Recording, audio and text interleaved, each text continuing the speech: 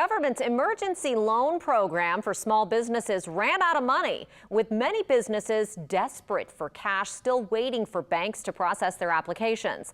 Congress is now expected to approve a second round of funding for the program. Paul Murphy reports some small business owners, though, are left in limbo and remain frustrated with this SBA loan process.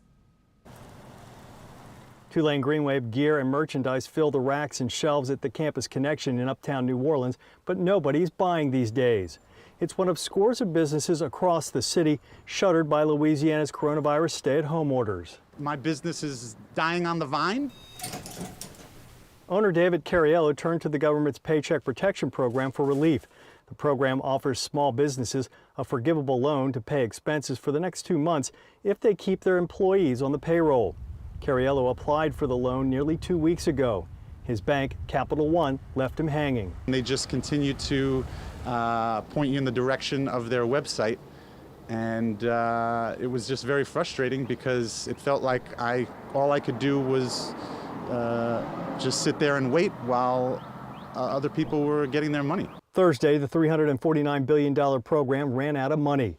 Louisiana Congressman Steve Scalise said the president has requested an additional $250 billion in funding. And this is something we've been working on in Congress to renew, to get additional funding. According to the website COVIDLoanTracker.com, most of the PPP loan money lent has come from small or regional banks.